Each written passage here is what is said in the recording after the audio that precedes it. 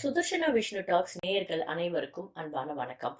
மார்கழி மாதத்துல செய்யக்கூடிய தெய்வ வழிபாடுகள் பத்தியும், அதுக்கு பின்னாடி ஆன்மீக ரீதியாவும், அறிவியல் ரீதியாவும் என்ன காரணம் இருக்கு அப்படின்றத பத்தியும், மார்கழி மாதத்துடைய சிறப்புகள் பத்தியும் தான் இந்த வீடியோல பார்க்க போறோம்.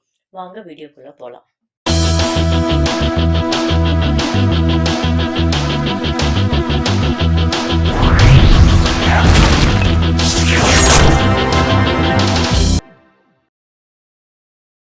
மனிதர்களுடைய ஒரு வருடம் அப்படின்றது தேவர்களுக்கு ஒரு நாள். தை மாசத்திலிருந்து ஆனி மாசம் வரைக்கும் இருக்கிற காலம் தேவர்களுக்கு பகல் பொழுது. ஆடி மாசத்திலிருந்து மார்கழி மாசம் வரைக்கும் இருக்கிற காலம் தேவர்களுக்கு இரவு பொழுது. இதுபடி பார்க்கும்போது தேவர்களுக்கு இரவு காலம் முடிகிற வைகறை பொழுதுதான் இந்த மார்கழி மாதம்.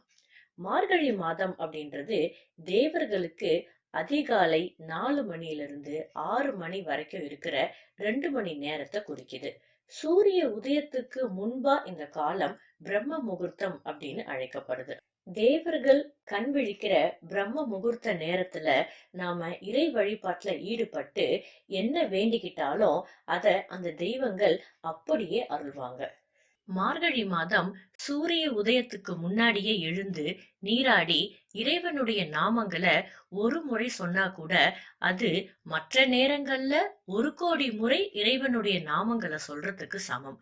அதனாலதான் மார்கழி மாதம் பிரம்ம முகூர்த்தத்திலேயே எழுந்து நீராடி இறை வழிபாட்டுல ஈடுபடணும் அப்படின்னு சொல்லியிருக்காங்க. இந்த மார்கழி மாதம் நம்மள மட்டும் இல்ல, நம்மளுடைய ஆத்மாவையும் எழுப்பக்கூடிய மாதம் அப்படின்றதுனாலதான் மார்கழி மாதத்துல அதிகாலையில திருப்பாவை, திருவெம்பாவை, திருப்பள்ளி எழுச்சி போன்ற பாடல்களை பாராயணம் செய்யணும் அப்படின்னு சொல்லப்பட்டிருக்குது. அறிவியல் ரீதியா பார்த்தா ஓசோன் மண்டலம் பூமிக்கு மிக அருகாமையில வரக்கூடிய காலம்தான் இந்த மார்கழி மாதம். சூரியன் கிட்ட இருந்து வர ஓசோனுடைய தாக்கம் மார்கழி மாதம் அதிகாலையில அதிகமா இருக்கும். அதிகாலையில வெளியில வர்றதுனால அந்த காற்றும் கதிரும் நம்மளுடைய உடலை வலிமைப்படுத்தும். அதனாலதான் மார்கழி மாதம் அதிகாலையில பெண்கள் நீராடிட்டு வீட்டு வாசல் தெளிச்சு கோலம் போடணும்னு சொல்லியிருக்காங்க. ஆண்கள் பஜனைக்கு போகணும் அப்படின்னு சொல்லியிருக்காங்க. அந்த காலத்துல திருமண தரகர்களோ இல்ல மாப்பிள்ளை தேவை, பெண் தேவை அப்படின்னு வெளிப்படுத்துறதுக்கு கல்யாண விளம்பரங்களோ எதுவும் கிடையாது. எந்த வீட்டுல பெண்ணோ இல்ல மாப்பிள்ளையோ திருமணத்துக்கு தயாரா இருக்கிறாங்களோ அந்த வீட்டு வாசல்ல மட்டும்தான் கோலத்து மேல பூ வச்சிருப்பாங்க. ஒட்டு மொத்தமா எல்லா வீடுகள்லயும் பூ வச்சிருக்க மாட்டாங்க. மார்கழி மாதம் அதிகாலையில வீதி பஜனையில வரவங்களுடைய பார்வையில இந்த பூக்கள் தென்படும். எந்த வீட்டு கோலத்து மேல பூ வச்சிருக்காங்களோ அந்த வீட்டுல திருமணத்துக்கு ஆணோ பெண்ணோ இருக்கிறாங்க அப்படின்றத தெரிஞ்சுக்கிட்டு தை மாதம் பிறந்த உடனேவே கல்யாணத்தை பேசி முடிச்சிருவாங்க. இந்த காரணத்துக்காக தான் மார்கழி மாதத்துல வீட்டு வாசல்ல கோலத்து மேல பூக்களை வச்சாங்க. மார்கழி மாதத்தை பீடுடை மாதம் அப்படின்னு அழைப்பாங்க. பீடுடை அப்படின்ற சொல் தான் நாளடைவுல மாறி பீடை மாதம் அப்படின்னு சொல்ற வழக்கத்துக்கு வந்துருச்சு.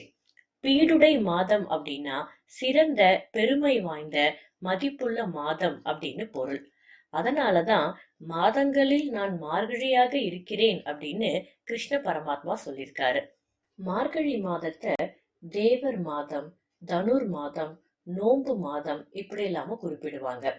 இறைவனை வழிபடுவதற்காகவே இந்த மாதம் ஒதுக்கப்பட்டுள்ளதால இந்த மாதத்துல திருமணம், கிரகப்பிரவேசம் போன்ற எந்த விதமான மங்கள நிகழ்ச்சிகளும் நடத்தப்படுறது இல்ல.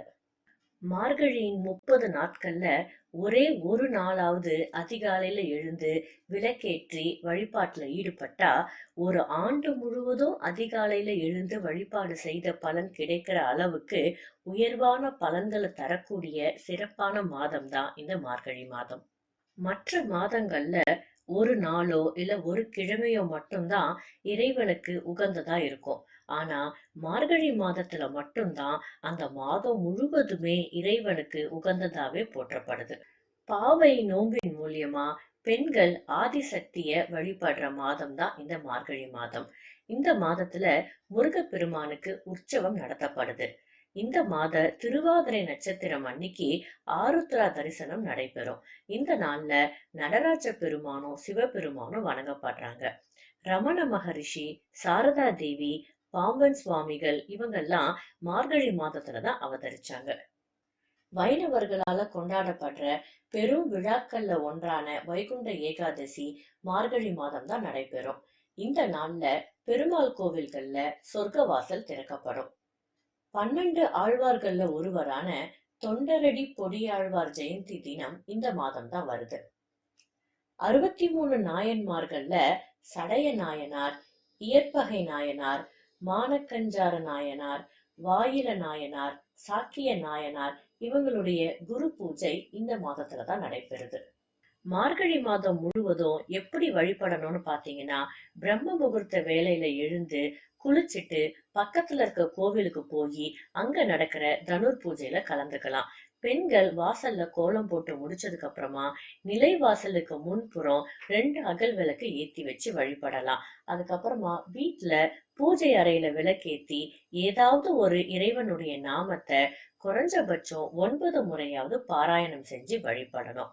அகல் விளக்குல பஞ்சு திரி போட்டு விளக்கேத்துறதுக்கு பயன்படுத்துற ஏதாவது ஒரு எண்ணெயை உபயோகிக்கலாம். இல்லைன்னா நெய் விளக்கா ஏத்தி வைக்கலாம். பக்கத்துல இருக்கிற கோவில்ல நடக்கிற தனுர் மாத பூஜைக்கு நம்மளால முடிஞ்ச அபிஷேக பொருட்கள் ஏதாவது வாங்கி தரலாம்.